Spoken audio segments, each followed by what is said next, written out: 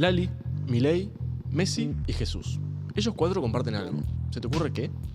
Pista. Está en el título del podcast. Exactamente. Ellos cuatro tienen fanáticos. Ahora, ¿el fanatismo es amor? ¿Es obsesión? ¿Es ceguera? Veremos, después lo sabremos. Soy Fran de NF y a lo largo de este podcast vamos a visitar todos los rincones del fenómeno del fanatismo. Aquellos llenos de luz, pero sobre todo aquellos oscuros. ¿Me acompañás? Esto es Tesis de un fanatismo. Me presento. Me llamo Francisco en la vida real y @FranDNF en la vida virtual. Soy fanático de muchas cosas, de Sabrina Carpenter, soy fanático de los atardeceres, soy fanático de los refranes y soy fanático de 8.000 millones de cosas más, solo que estas tres, quedaban lindas. Y también soy psicólogo, así como me ves. Ya sé que luzco de 18, luzco de 20, de 22, me lo suelen decir, pero sí, soy psicólogo. Si te soy sincero, creo que me queda un poco grande el título.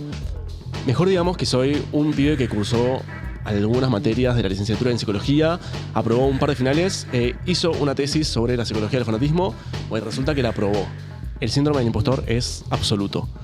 Este tema siempre me interesó mucho desde la curiosidad y la preocupación acerca de, ¿cuál es el límite entre lo copado y cuál es el límite entre lo nocivo? Hice una investigación y acá vengo a compartir mis resultados, trayendo algunas respuestas, pero sobre todo planteando algunas preguntas. Empecemos. Si queremos arrancar heavy, hay quienes definen al fanatismo como una devoción extrema, incondicional e ilimitada a una persona, grupo o idea. Sobre esta persona, grupo o idea se tiene cierta obsesión o adoración excesiva.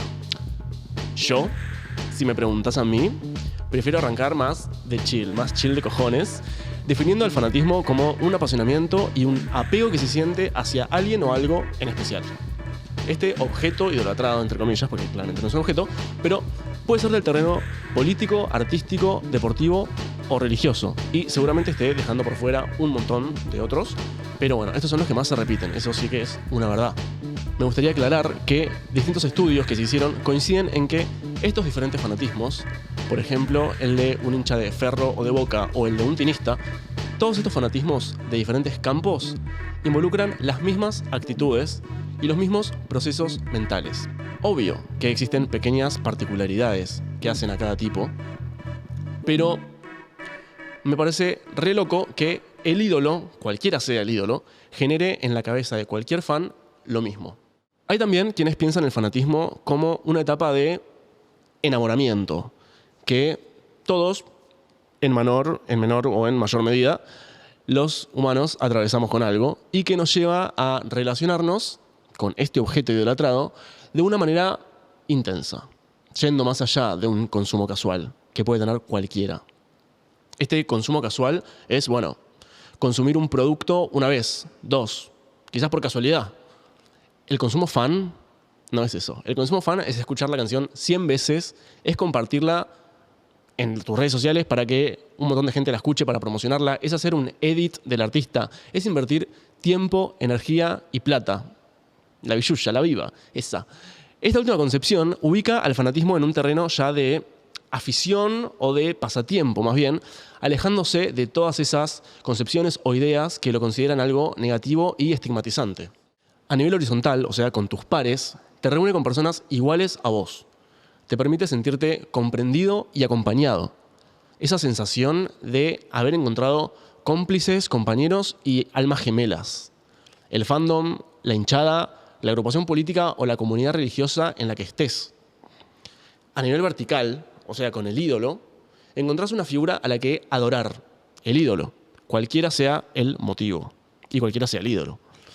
En algunos casos es por su talento, en otros es por su belleza y en otros puede ser por su arte. En muchos casos pasa que el ídolo pone en palabras lo que vos capaz no estás pudiendo poner. Pasa con muchos artistas, me ha pasado en mi investigación con Taylor Swift, que en sus canciones describen mejor ponerle lo que yo estoy sintiendo que como yo mismo lo podría describir. Y eso es muy loco. Y me voy a tomar la licencia, voy a proceder a hacer una analogía con la terapia, ya que soy psicólogo, y que no va a ser la primera, así que prepárense, si soy un pesado. Pero así como el terapeuta en la terapia te presta palabras cuando no puedes encontrar las palabras para describir lo que te pasa, para que en base a ellas puedas armar tu discurso, tu narrativa, tu realidad psíquica, el artista también te da sus palabras. Te da sus palabras en sus canciones, en sus discursos, para que vos te puedas identificar con ellos y que el camino se te haga más liviano. Para pensar en la importancia del fanatismo, vamos a pensar más a nivel macro, más a nivel general. Y podemos decir que la industria musical, en el caso del campo musical, está conformada por instituciones. Y no solo hablo de las discográficas, las agencias de marketing o los mismos medios de comunicación. Eso sería pensar a las instituciones en forma restringida. Pero nosotros lo que vamos a hacer es pensar más en un sentido amplio. La industria musical está conformada por instituciones en sentido amplio, ¿sí? Así como lo son el matrimonio o la religión. Son dos instituciones. Esto implica prácticas, normas y valores que estructuran la vida social y que te dicen básicamente cómo hacer las cosas. Se pueden pensar como una institución a la cultura pop o incluso a las grandes artistas, como Taylor Swift, por ejemplo. Taylor Swift es una institución. Son instituciones porque las personas que están metidas en esa institución, en ese mundito, en cada mundito, comparten, además de un lenguaje particular, un modo de percibir el mundo y de comportarse. Por ejemplo, el mundo gay tiene sus palabras, tiene sus slangs, creo que esa es la palabra. Slay o devorar. El mundo streamer tiene sus palabras también. Bonardovich, creo que esta me quedó un poco vieja, pero tiene sus palabras. El mundo Twitter tiene sus palabras, pero no las voy a reproducir porque quizás nos bajen el podcast. El mundo Martín Sirio tiene sus palabras, y son tantas que realmente no las puedo traer acá. No solo tienen un lenguaje determinado, sino que también tienen una forma de ver el mundo determinada. Y es re clave esto porque influye en la construcción de la identidad, tanto individual como colectiva.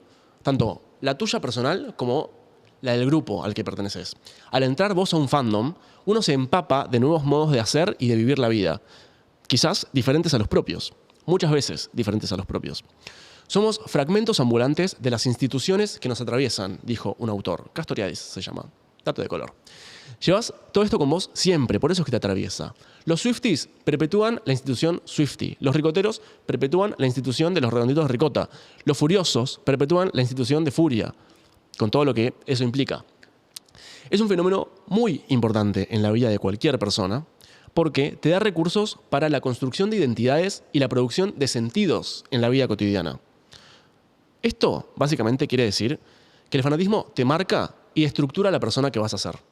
Si bien la definición de fanatismo que conocemos hoy, la que implica Swifties mojadas o a hinchas de River boludeando a hinchas de Boca, es muy de esta época, si bien tiene mucho de este momento de la posmodernidad, el fanatismo tiene sus raíces mucho atrás en la historia de la humanidad y pueden rastrearse ciertas manifestaciones de lo que hoy llamaríamos fanatismo en diversas civilizaciones y mitologías antiguas. La palabra fanático tiene sus raíces en el latín fanum, que significa templo. Por lo tanto, fanaticus era alguien relativo al templo, alguien relacionado al templo. En la antigua Roma, los seguidores de ciertas deidades, o sea, ciertos dioses, hacían algunas prácticas de culto medio intensas y a veces un poquito desenfrenadas, por lo que fanaticus también empezó a significar insano, loco o poseído por los dioses. Su abreviatura fan empezó a usarse a fines del siglo XVII en Inglaterra para referirse a quienes se consideraban frenéticos. O sea que en sus comienzos el fanatismo se usaba con cierta carga negativa para categorizar a aquellas personas que experimentaban un fervor religioso extremo. Por lo general manifestado en comportamientos extáticos, o sea con mucho éxtasis, o incluso violentos. Con el tiempo, el término evolucionó para abarcar una gama más amplia de devociones apasionadas, desde la religión hasta la política y pasando por el deporte y el arte. Y hoy en día, el fanático es una persona, bueno, sí, que su animosidad rebasa los límites de lo común, pero que no se está ni cerca de pensarlo como se lo pensaba 4 siglos atrás. ¿O sí? Hasta acá el origen etimológico. Ojalá que no te haya aburrido. Pero a nivel conceptual, ¿quiénes crees que fueron los primeros fans? En el antiguo Egipto existía la devoción extrema a los faraones, que eran considerados dioses vivientes. En la antigua Roma, el culto a Cíbeles. Estos son algunos de los muchos ejemplos de lo que hoy en día llamaríamos fanatismo. Pero El story time que viene a continuación, cine. Según la mitología griega, las primeras fans fueron las Ménades. Ménades viene del griego mainades, o mainades, quién sabe, que significa las que desvarían o las enloquecidas. Pronto sabremos por qué. Las Ménades eran las seguidoras de Dionisio. Dionisio era el dios del vino, la fertilidad, el éxtasis y el teatro. Una combineta bárbara. Resulta que cuando Dionisio era un niño por nacer, cuando era un futuro ingeniero, una yegua mató a su madre y para que él no muera, su padre, que era Zeus, lo conocemos todos, se hizo un corte en el muslo y lo metió ahí para que se geste como si fuese una especie de útero. Una vez nacido, el pequeño Dionisio, lo criaron unas ninfas. Estas ninfas resulta que eran las Ménades, que tenían úteros para regalar, así es el mito. Esto de tener úteros para regalar me hace acordar mucho, o me hace pensar, en el fanatismo de muchas chicas hacia ciertas figuras masculinas, hacia ciertos cantantes, por ejemplo, a quienes tratan como, no sé, su princesa o su bebé al que quieren cuidar y proteger a toda costa. Me llama la atención, ni para bien ni para mal, me llama la atención cómo perpetúan esta idea de quizás ser madre. Los rituales se llamaban Dionisias y se celebraban en bosques y montañas a las que solo iban mujeres porque los hombres las rechazaban. Y esto me hace pensar en cómo hoy en día el hombre suele menospreciar el fanatismo femenino por una cantante, por un cantante, como si él realmente no hiciera lo mismo con el Dibu Martínez o con Duki mismo. Vuelvo, me calmo. En estos ritos se entregaban a cantos y danzas frenéticas. ¿Lo digo yo o lo decís vos? Sí, porque me hace acordar a los recitales modernos, en los que se canta y se baila mucho, frenéticamente. Durante estos ritos, Dionisio las poseía, llevándolas a un estado de locura divina. Además, les daba poderes ocultos y fuerza sobrenatural. Fuerza como para empujar a la nena que tenés adelante en un recital y llegar a la valla. Ahora, la parte jugosa del chisme, la parte lam. El primo de Dionisio, me encanta, el primo de Dionisio, Penteo, estaba en contra de considerarlo un dios legítimo y digno de devoción. No le gustaba, para mí que le daba celos. Por lo que las Ménades, muy tolerantes y respetuosas, lo mataron. Lam. ¿Qué te pareció la historia?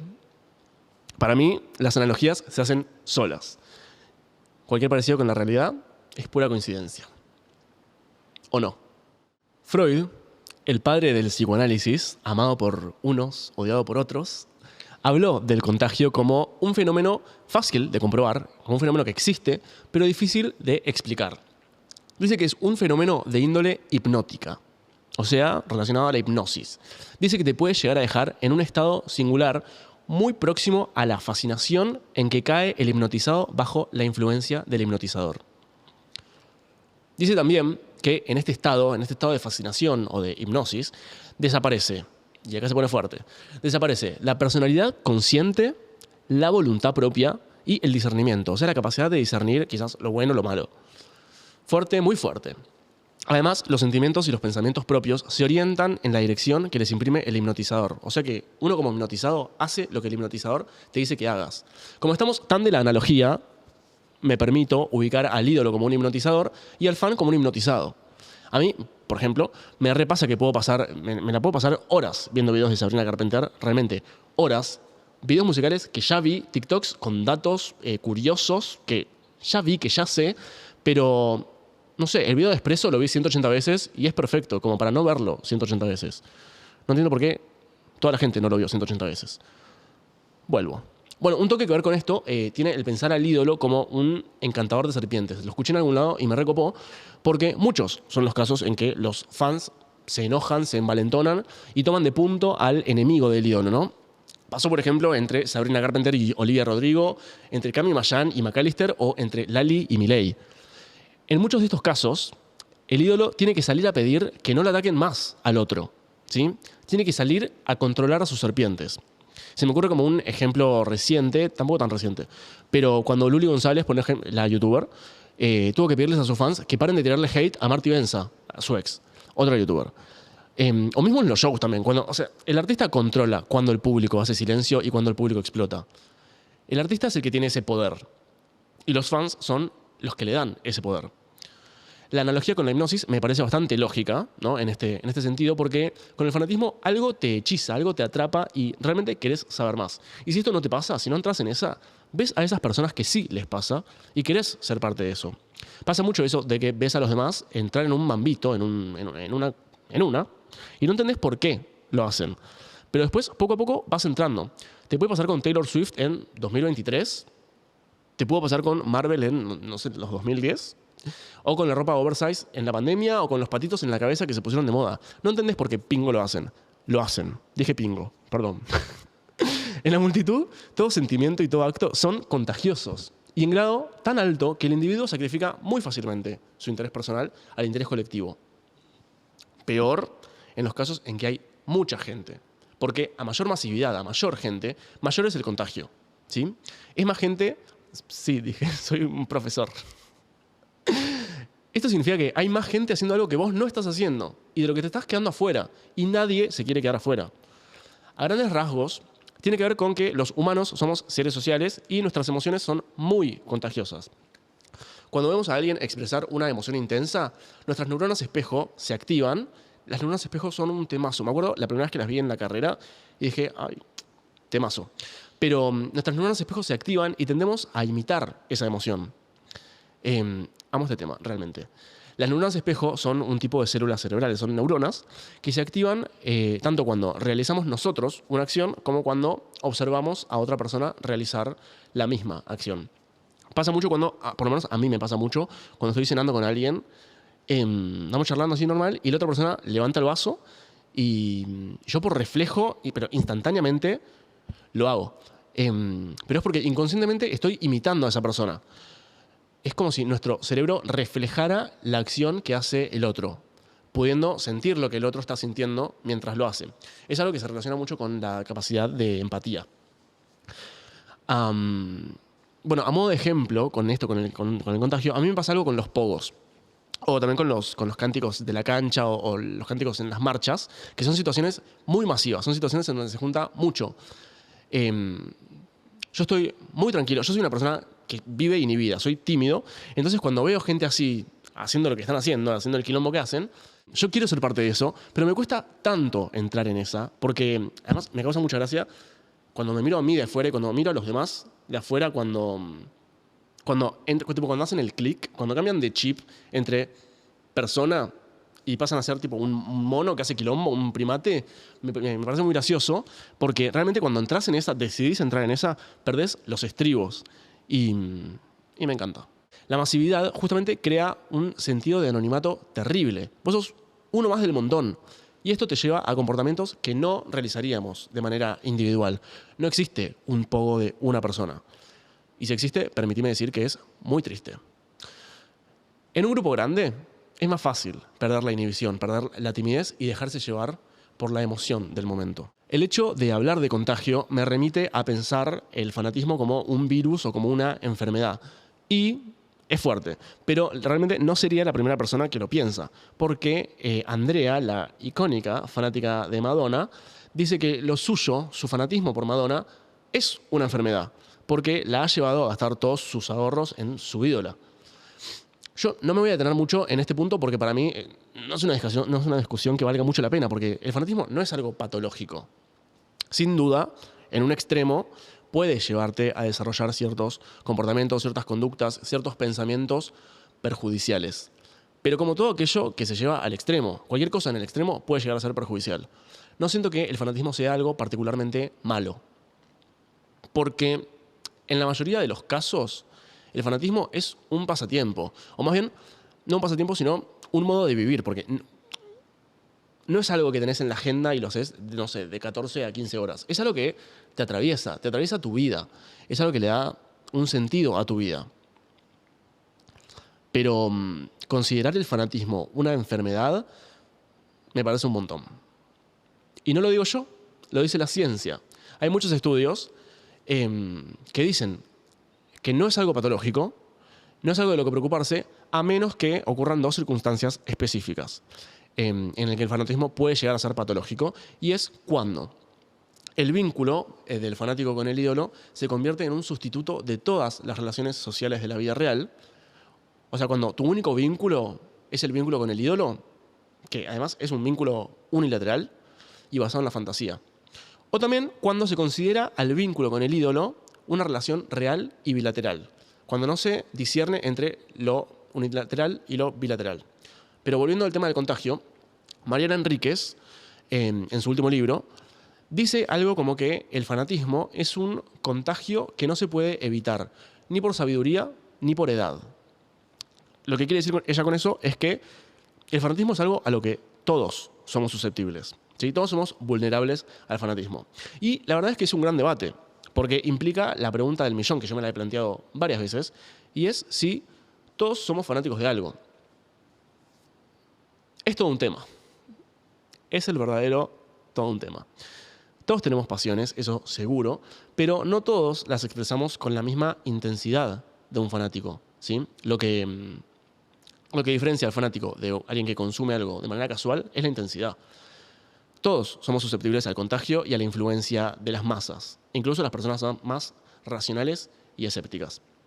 Como dijo Enríquez, la sabiduría y la edad no son garantías de una inmunidad al fanatismo, y lo vemos, por ejemplo, en las nenas de Sandro o incluso en la persona con más IQ del mundo que puede ser fanático de, no sé, un científico ganador del Nobel. Andás a ver.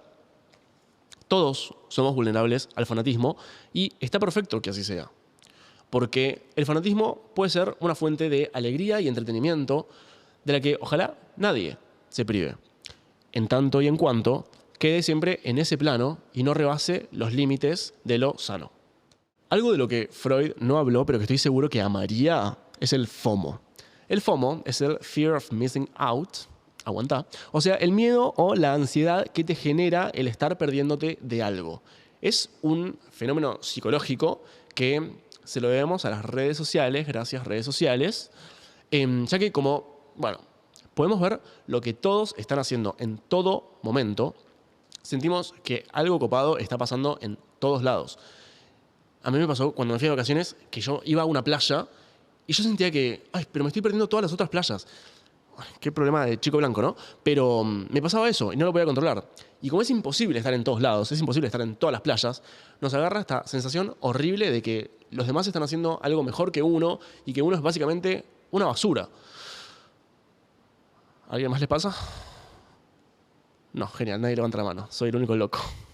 La salud mental de las personas vive bajo esta presión de mantenerse al día de las últimas noticias, de las últimas tendencias y de las últimas opiniones de su comunidad. Vos tenés que saber lo último que pasó con el WandaGate, los últimos memes de Twitter o los últimos trends de TikTok, porque si no, estás literalmente afuera. Y como dije unos minutos atrás, nadie quiere estar afuera. Y esta exigencia nos deja en un estado agotador y tremendamente estresante. Además, está demostrado que el FOMO influye en las decisiones de consumo de la gente, influye en lo que la gente compra, consume. Si algo se está empezando a poner de moda, la gente lo quiere. Así funciona el mercado, cariño. Si la gente habla tanto del juego del calamar, bueno, tengo que verla. Si la chica del brunch recomienda tanto tal lugar, tengo que ir a comer ahí. Si la gente está usando tanto pantalón tiro bajo, bueno, hay límites. Creo que me fui por las ramas, pero también creo que se entendió cómo el fanatismo es un fenómeno clave a la hora de que algo sea exitoso y masivo, ¿no? A las personas nos gusta hacer lo que hacen los demás. Somos todos cortados por la misma tijera. Si hablamos de fanatismo, tenemos que hablar de las relaciones parasociales. Una relación parasocial es el vínculo que tiene un fan con su ídolo. Puede ser un influencer, una banda, una serie, un personaje de una serie, etc. Tiene que ver justamente con la ilusión de cercanía, con esa sensación de cercanía y con esta conexión que siente el fan con el ídolo, que siente el espectador hacia una figura mediática, hacia una celebridad, hacia un personaje de ficción. Cualquiera puede ser el objeto de esta relación parasocial. Este tipo de vínculo se va construyendo con la exposición repetida, ¿no? Esta exposición repetida se llama interacción parasocial. O sea que mientras más vos veas a esta figura mediática, mientras más veas la serie o mientras más veas videos de los conciertos o mientras más contenido consumas en las redes sociales, más vas a sentir que la conoces y más vas a sentir Sí, esa sensación de cercanía. Y sentís esa interacción como si fuese un intercambio cara a cara. Eso es muy loco. Por último, y no menos importante, bastante importante, es que son relaciones unilaterales, como dije hace un rato. El fan siente una conexión y despliega energía emocional, interés, dinero y tiempo por esta figura. Pero la figura mediática no es consciente de esa relación individual y singular. Claramente sabe de su existencia, sabe de la existencia del fan como masa, ¿no? La masa es quien recibe su producto, es quien le da plata, todo eso. Pero no conoce al fanático en su individualidad. La única diferencia entre un vínculo parasocial y un vínculo social, digámosle, es la unilateralidad. Qué palabra difícil. Después, bueno, cómo se construye y hasta cómo se destruye es lo mismo. Y también lo que genera en el fan. Justamente porque los espectadores tienden a valorar a los personajes públicos con los mismos criterios, con la misma vara que usan en sus relaciones sociales, en sus relaciones de la vida real. Esto quiere decir que los vínculos parasociales, o sea, los vínculos que el fan tiene con su ídolo, bueno, esto de que vos te enganches con un personaje de ficción o con una celebridad suele darse con figuras percibidas como similares, como figuras atractivas, como figuras auténticas. Igual que como vos elegís a un amigo o una pareja, así es como elegís, entre comillas, a tu ídolo. También suele pasar mucho con personajes que te recuerdan a personas reales. Yo cuando era adolescente, me amaba Pretty Little Liars y estaba enamorado de Hannah. Un poquito obsesionado, o sea, nivel, la tenía de fondo de pantalla. Pero sí, era porque me recordaba a la chica que me gustaba a los 13 años. Se está poniendo muy íntimo esto, así que voy a seguir. Si bien algunos creen que las relaciones parasociales vienen a compensar una falta de vínculos sociales, de unos vínculos reales, algunas investigaciones del 2010 indican que esto no es del todo cierto. La relación que un fan tiene con su ídolo es una extensión de los vínculos sociales, funcionando los dos de una manera complementaria. No es que uno sustituya al otro. Ya vimos que cuando uno sustituye al otro, bueno, hay algo raro ahí, hay algo que hay que cambiar. Los dos dan el mismo nivel de satisfacción, sobre todo en aquellas personas que atraviesan algún tipo de situación de aislamiento social. Por ejemplo, con personas de la tercera edad o personas con discapacidad o personas con algún problema de adaptación social, por ejemplo, las personas tímidas o etcétera.